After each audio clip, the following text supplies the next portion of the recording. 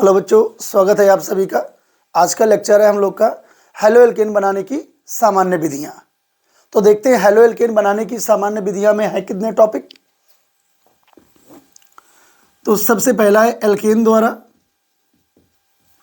दूसरा एल्कीन द्वारा, तीसरा है एल्कोहलों द्वारा,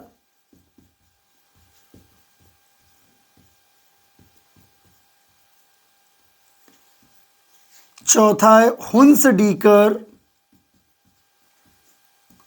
अभिक्रिया द्वारा। हुंसडीकर। अब यहां पर एक बात जरा ध्यान से देखो, कुछ जगह पर यह लिखा जाता है हुंसडीकर या हुंसडैकर। जरा एक बार ध्यान से देख लो इनको। तो हुंसडीकर या हुंसडैकर, जरा एक बार फिर से देख लो। एल्केन द्वारा, एल्कीन द्वारा, एल्कीन, ठीक। एल्कोहलों द्वारा, हुंसडीकर द्वारा। अगली कौन सी है? हाइलोजन विनिमय द्वारा।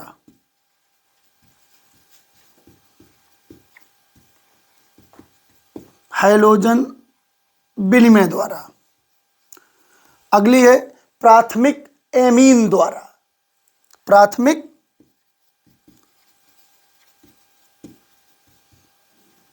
एमीन द्वारा और ईथर द्वारा।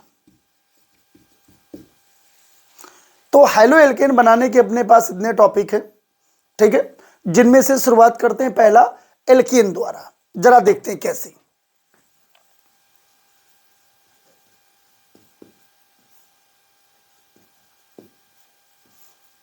एल्केन द्वारा। अब एल्केन द्वारा हैलो एल्केन बनाने के पहले थोड़ा सा ये समझ लो कि ये हैलो एल्केन क्या है। चलो देखते हैं सामने। यहां पर देखो, ये एल्केन है।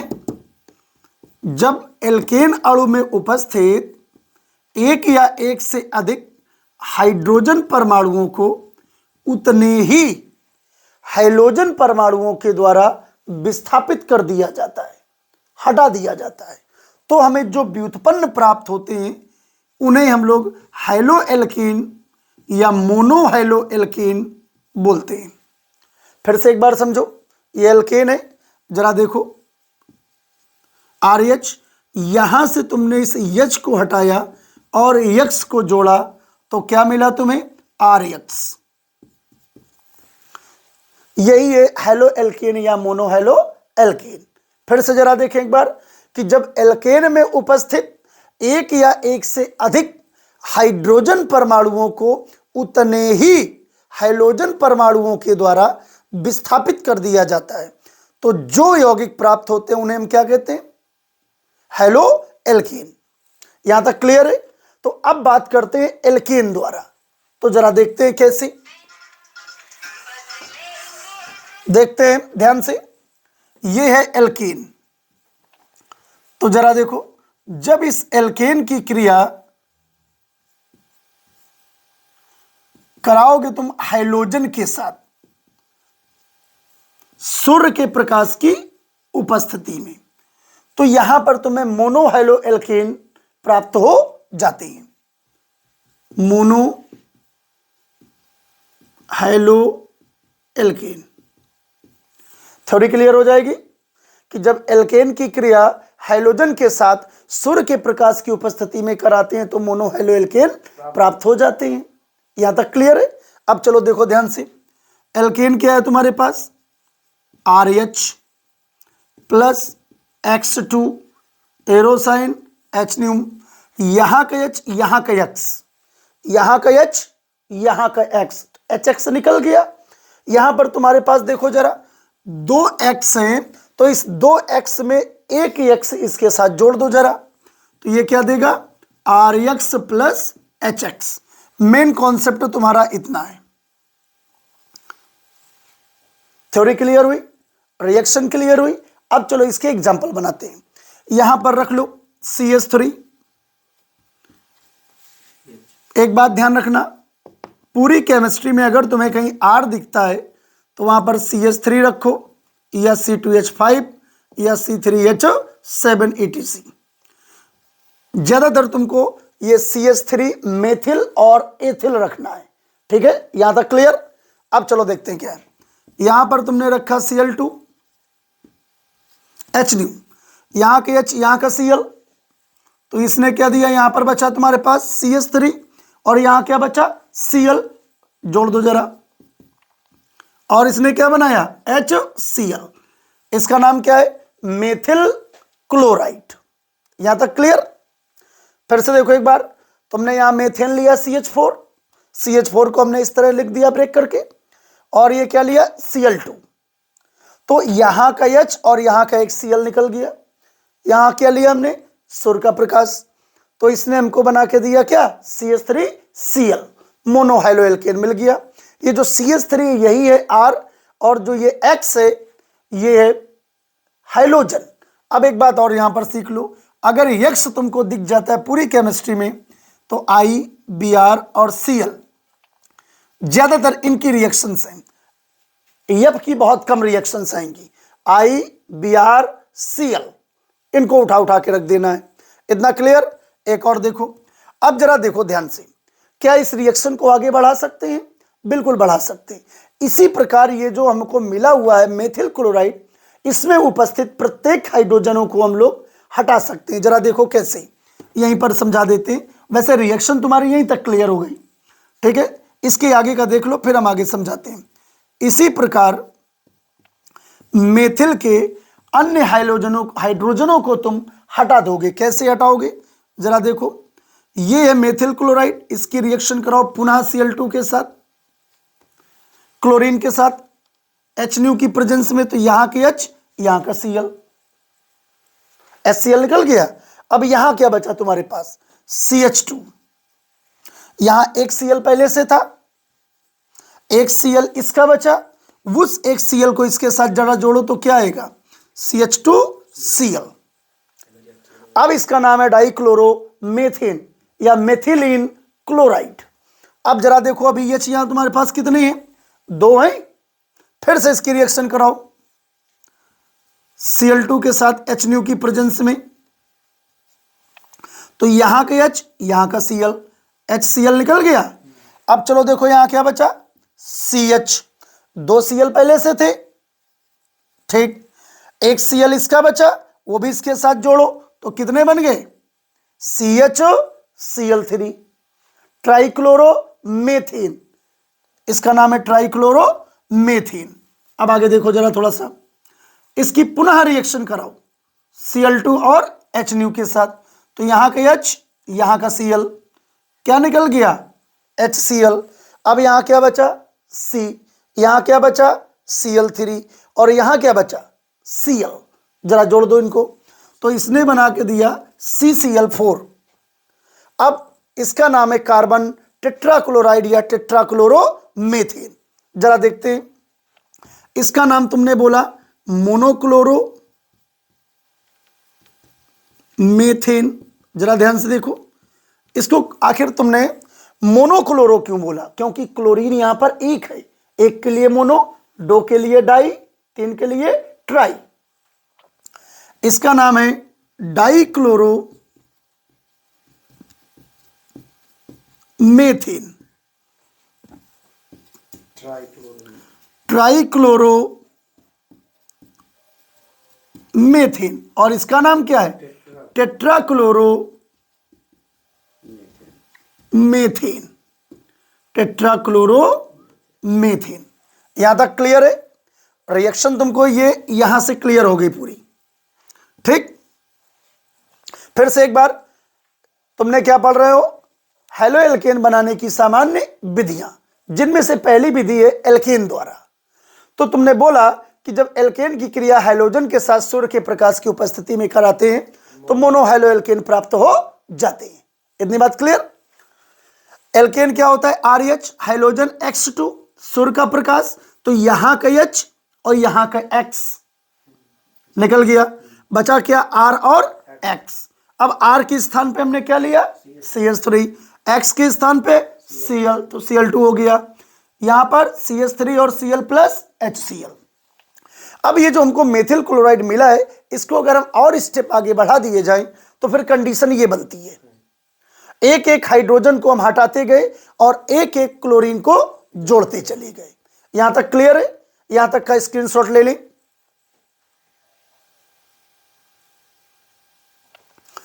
अब आगे देखो, एल्कीनो द्वारा, यहां पर बहुत ही ध्यान से पढ़ना, एक एक शब्द क्लियर करना है, ठीक है, क्योंकि एल्कीनो से संबंधित टॉपिक दो तुमको मिलेंगे, एक मिलेगा मार्कोनी-काप का नियम और एक मिलेगा एंटी मार्कोनी-काप का नियम या खैरेस प्रभाव, या उसी को बोलते हैं पराक्साइड प्रभाव। तो जरा देखो एल्कीनो द्वारा, अब बात पे गौर करना। तो जब हम एल्कीनो की योगात्मक अभिक्रिया हाइड्रोजन हाइलाइड के साथ कराते हैं तो हमको मोनोहाइलो एल्केन प्राप्त हो जाते हैं।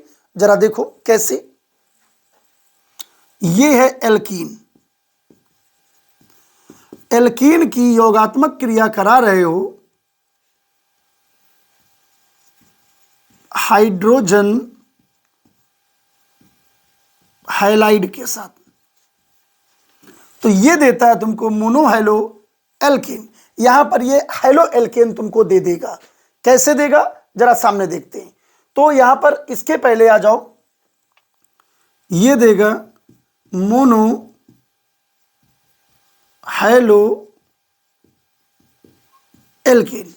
अब यहां पर तुम्हें दो बातें समझनी। सबसे पहले तो हाइड्रोजन हाइलाइड, जरा देखो ये क्या होता है, फिर इसका योगात्मक अभिक्रिया कराते हैं। हाइड्रोजन हाइलाइट यहां पर देख लो,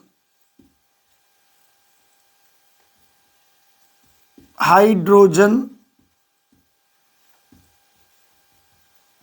हाइलाइट HX, हाइड्रोजन के लिए H और हाइलाइट के लिए X। अब X के स्थान पर रख दो, एक बार I, एक बार Cl, एक बार Br। Hydrogen iodide, hydrogen chloride, hydrogen bromide. इतनी बात क्लियर? फिर से एक बार जरा देख लो एल्कीनो द्वारा, कि जब एल्कीनो की क्रिया तुम कराते हो हाइड्रोजन हाइलाइड के साथ तो तुम्हें मोनोहाइलो एल्केन प्राप्त हो जाते हैं। क्या मिल जाते हैं? मोनोहाइलो एल्केन। अब चलो देखो कैसे। तो यहां पर एक बात समझने वाली ये है कि यहां पर एल्कीनो के साथ जब हम लोग हाइड्रोजन हाइलाइड की योगात्मक अभिक्रिया कराते हैं तो एल्कीनो के साथ हाइड्रोजन हाइलाइड का योग जो है वो मार्कोनी-काप के नियम के अनुसार होता है। किसके अनुसार होता है? मार्कोनी-काप के नियम के अनुसार। अभी इसके बाद मार्कोनी-काप क्लियर करते हैं, पहले इसको देखो। तो हमने एल्कीन ले लिए, एक बार लिया एथिलीन, हाइड्रोजन हाइलाइड में एक उससे उठा लो, HCl ले लो। अब जरा ध्यान दो, ये हाइड्रोजन हाइलाइड है, इसका ये है धनात्मक भाग और ये है ऋणात्मक भाग। तो अम्ल का ऋण यहां पर लिख दो मार्कोनी-काप के अनुसार, मार्कोनी-काप के अनुसार। तो अम्ल का ऋण वाला भाग उस कार्बन के साथ जुड़ता है जिसके पास हाइड्रोजनों की संख्या कम होती है। लेकिन एथिलीन में तो ऐसी कंडीशन पॉसिबल नहीं है। क्यों? क्योंकि दोनों कार्बन के पास दो दो हाइड्रोजन है। जरा देखो, यहां पर CH2, यहां पर भी CH2।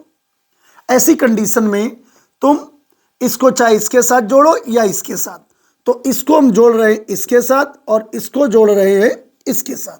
तो जरा देखो ये क्या देगा, CH3 CH2 Cl, C2H5Cl, मोनोहाइलो alkene मिल गया। दूसरी देखो ये है एथिलीन। अगर हम प्रोपीन ले लें, यहां पर देखो, और हमने फिर से यहां ले लिया HCl, यहां पर यही मार्कोनी-काप के नियम के अनुसार। तो अब चलो ध्यान से देखो बेटा, ये अम्ल का धनात्मक और ये अम्ल का ऋणात्मक भाग। तो ये ऋण वाला भाग उस कार्बन के साथ जुड़ेगा जिसके पास हाइड्रोजनों की संख्या कम होती है। यही मार्कोनी-काप का नियम है। और ये कहां जुड़ेगा? इसके साथ। तो जरा देखो ये क्या बना के देगा, CH3 CHCl single bond CH3। अब इसका नाम क्या है, गिनो, 1 2 3, 2 क्लोरो प्रोपेन। क्या नाम है इसका, 2 क्लोरो प्रोपेन। या इसी का एक नाम और होता है आइसोप्रोपिल क्लोराइड। ये नाम याद रखिएगा, ये कन्वर्जेंस में काम आएगा, अभी करवाएंगे कुछ समय बाद, पहले इसको देख ले। आइसोप्रोपिल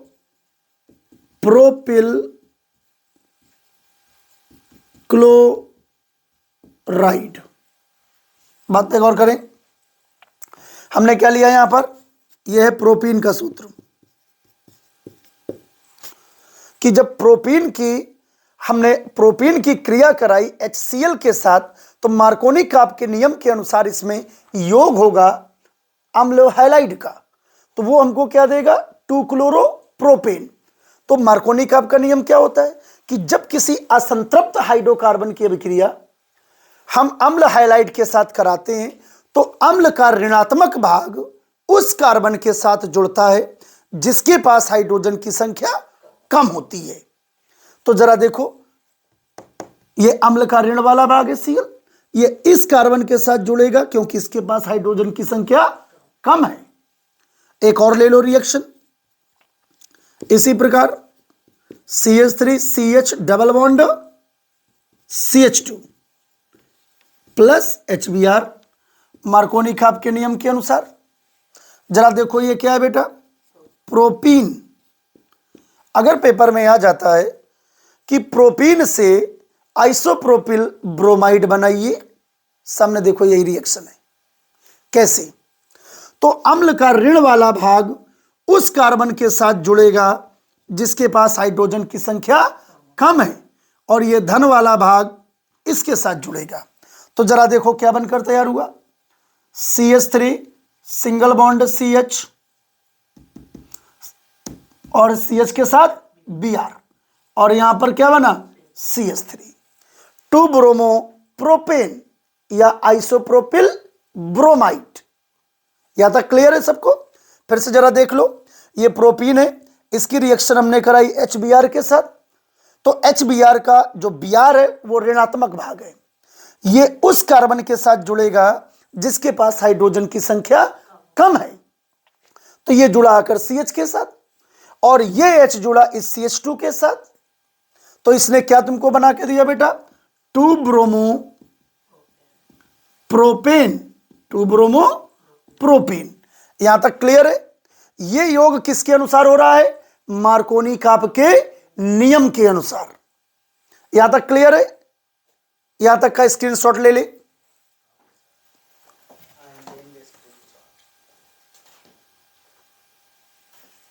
यहां तक क्लियर हो गया। तो हमने अभी तक 2 विधियां पढ़ी, एल्केनो द्वारा और एल्कीन द्वारा। अब ये एल्कीन का तो भी एक टॉपिक तुमने पढ़ा मार्कोनी काप के नियम के अनुसार। अब बात करते हैं खैरस प्रभाव या पेरोक्साइड प्रभाव या एंटी मार्कोनी काप का नियम। जरा देखो, पूरा सब कुछ कॉन्सेप्ट यही होगा, ठीक, बस एक छोटा सा फर्क हो जाएगा। छोटा सा परिवर्तन क्या होगा, जब एल्कीन की हम योगात्मक क्रिया कराएंगे हाइड्रोजन हैलाइड के साथ पेरोक्साइड की प्रेजेंस में, किसकी उपस्थिति में भैया, पेरोक्साइड की उपस्थिति में, तो अम्ल का ऋण वाला भाग उस कार्बन के साथ जुड़ेगा जिसके पास हाइड्रोजन की संख्या अधिक होती है। यह मार्कोनी काप का विपरीत होता है, बस इतनी सी बात है। जरा ध्यान से देखना, रिएक्शन कराएं तो एल्कीन हमने ले लिया, जरा देखो ये प्रोपीन तुमने ले लिया, इस प्रोपीन की रिएक्शन तुम करा रहे हो HBr के साथ पेरोक्साइड की प्रेजेंस में। तो यहां पेरोक्साइड कौन सा लेते हैं, बेंजोइल पेरोक्साइड, कुछ जगह इसको बोला गया है बेंजाइल पेरोक्साइड, ठीक है। तो पेरोक्साइड में कौन लोगे, बेंजोइल पेरोक्साइड। अब ध्यान से देखो बिन्ना, ये प्लस है और ये ऋण है, माइनस है, तो अब ऋणात्मक भाग उस कार्बन के साथ जुड़ेगा जिसके पास हाइड्रोजन की संख्या अधिक है, और धनात्मक भाग उस कार्बन के साथ जुड़ेगा जिसके पास हाइड्रोजन की संख्या कम है। तो अब ये बनकर क्या तैयार हुआ, जरा देखो, CH3 CH2 CH2Br बनेगा। जरा लिखो, CH3 CH2 CH2Br। अब इसका नाम क्या है, 1 ब्रोमो प्रोपेन, 1 ब्रोमो प्रोपेन। इसका नाम क्या है, प्रोपीन। यहां पर एक नोट लिख सकते हो, क्या नोट, कि पराक्साइड की उपस्थिति में अम्ल हैलाइड का योग जो है वो मार्कोनी काप के विपरीत होता है। पराक्साइड की प्रेजेंस में, पराक्साइड की उपस्थिति में HX क्या है, हाइड्रोजन हैलाइड का योग मार्कोनी काप के नियम के विपरीत, नियम के विपरीत होता है। इसे खैरस प्रभाव या पराक्साइड प्रभाव या एंटी मार्कोनी काप का नियम कहते हैं। यहां तक क्लियर? एक बार फिर से देख लो कि जब एल्कीनों का योग हम करवाएंगे हाइड्रोजन हैलाइड के साथ पराक्साइड की उपस्थिति में, तो इसका जो योग होगा वो मार्कोनी काप के विपरीत होता है, और उसे हम बोलते हैं खैरस प्रभाव या पराक्साइड प्रभाव कहते हैं। यहां तक क्लियर है? यहां तक का स्क्रीनशॉट ले लो।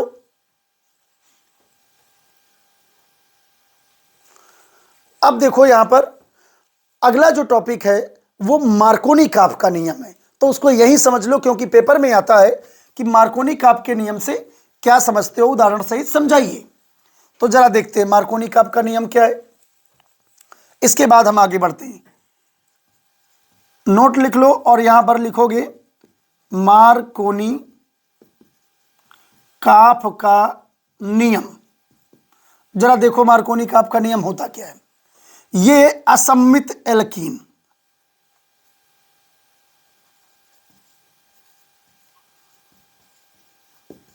जब तुम असममित एल्कीन की अभिक्रिया कराओगे, योगात्मक अभिक्रिया किसके साथ करा रहे हो, अम्ल हैलाइड के साथ, HX के साथ, तो ये जो अम्ल हैलाइड है, अब यहीं पर समझ लो, तो अम्ल का ऋणात्मक भाग, अम्ल का ऋणात्मक भाग उस कार्बन के साथ जुड़ता है, उस कार्बन से जुड़ता है, किस कार्बन से जुड़ेगा, जिसके पास हाइड्रोजन की संख्या कम होती है।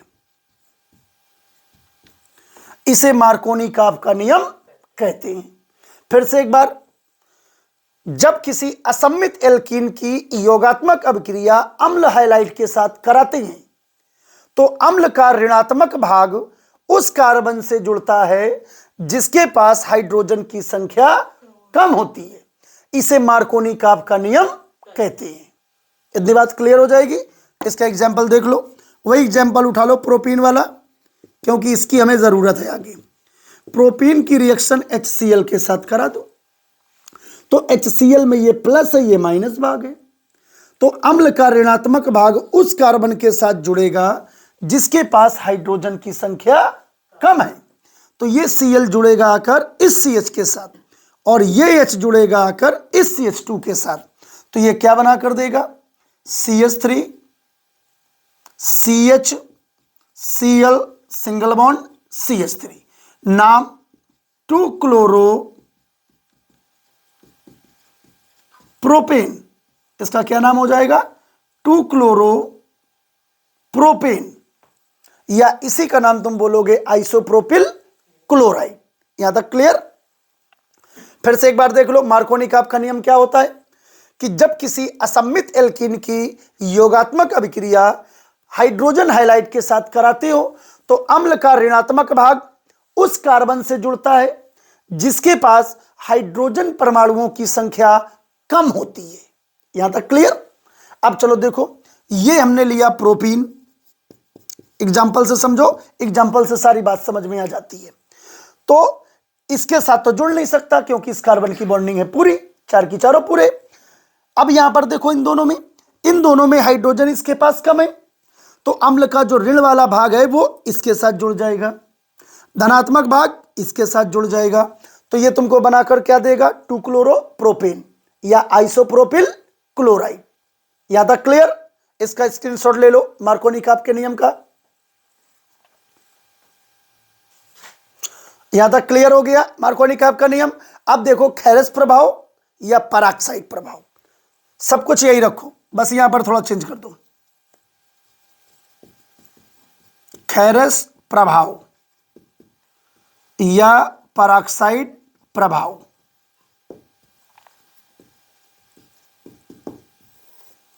ध्यान से देखना, कुछ नहीं करना, बस एक छोटा सा ट्रिक लगा दो। यहां पर क्या ले लो?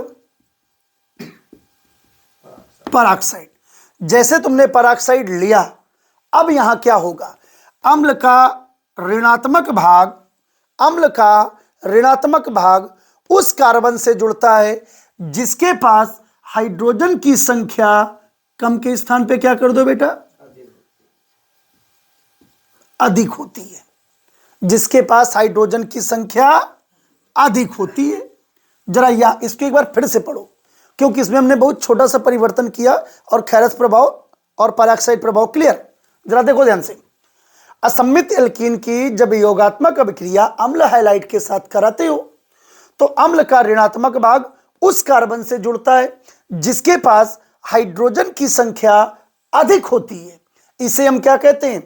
खैरस प्रभाव या पराक्साइड प्रभाव कहते हैं। चलो इसकी रिएक्शन देखो, यहां पर देखो, दो रिएक्शन इसकी करते हैं कम से कम, तो बिल्कुल एक ही बार में क्लियर हो जाए। इसकी रिएक्शन तुमने कराई HBr के साथ और यहां पर तुमने क्या लिया? पराक्साइड ले लिया। ये धनात्मक भाग और ये कौन सा है? ऋणात्मक भाग। तो ऋणात्मक भाग उस कार्बन के साथ जुड़ेगा जिसके पास हाइड्रोजन की संख्या अधिक है और ये H इसके साथ जुड़ेगा आकर, तो क्या बनकर तैयार हो गया? CH3 CH2 CH2Br। इसका नाम क्या है? प्रोपीन। और इसका नाम क्या है? 1-ब्रोमो प्रोपेन। 1-ब्रोमो प्रोपेन। यहां तक क्लियर? यहां तो हमने अभी क्या लिया बेटा? प्रोपीन। अगर मैं ब्यूटीन ले लूं, चलो देखते, देखो CH3 CH2 CH double bond CH2 की क्रिया कराओ HBr के साथ पराक्साइड की उपस्थिति में, तो अम्ल का ऋणात्मक भाग उस कार्बन के साथ जुड़ेगा जिसके पास हाइड्रोजन की संख्या अधिक है। इतनी सी बात है। और ये H इसके साथ जोड़ दो। अब देखो क्या बना? ये ब्यूटीन था, किस में बदल जाएगा? 1-ब्रोमोब्यूटेन में। तो ये बना दिया इसने CH3 CH2 CH2 CH2Br। नाम बोलो, 1-ब्रोमो प्रोपेन। गलत, 1-ब्रोमोब्यूटेन। 1-ब्रोमो, अब सही है, ब्यूटेन। यहां तक क्लियर? फिर से एक बार देखो, हमने यहां क्या लिया? ब्यूटीन 1 कन्वर्ट किस में हो गई? 1-ब्रोमोब्यूटेन में। 1-ब्रोमोब्यूटेन में। यही है हाउ विल यू कन्वर्ट, और कुछ नया नहीं होता हाउ विल यू कन्वर्ट। ये ब्यूटीन 1 कन्वर्ट हो गई 1-ब्रोमोब्यूटेन में। एक बार फिर से देखो, खैरस प्रभाव या पराक्साइड प्रभाव होता क्या है कि जब किसी असम्मित एल्कीन की योगात्मक अभिक्रिया अम्ल हाइलाइट के साथ पेरोक्साइड की उपस्थिति में कराते हैं तो अम्ल का ऋणात्मक भाग उस कार्बन से जुड़ता है जिसके पास हाइड्रोजन की संख्या अधिक होती है। इसे खेरस प्रभाव या पेरोक्साइड प्रभाव कहते हैं। हमने यहां प्रोपीन लिया, HBr की रिएक्शन कराई तो क्या दिया इसने, 1 ब्रोमोप्रोपेन। ध्यान से देखो, ये Br वाला किसके साथ जुड़ा, CH2 के साथ। EH किसके साथ जुड़ा, CH के साथ। नीचे देखो ब्यूटीन 1 में Br किसके साथ जुड़ा, CH2 के साथ, डबल बॉन्ड से जो लगा हुआ है। और EH किसके साथ जुड़ा, CH के साथ। तो मिला क्या हमको, 1 ब्रोमोप्रोपेन, ब्यूटेन। यहां तक क्लियर है? यहां तक का स्क्रीनशॉट ले लो।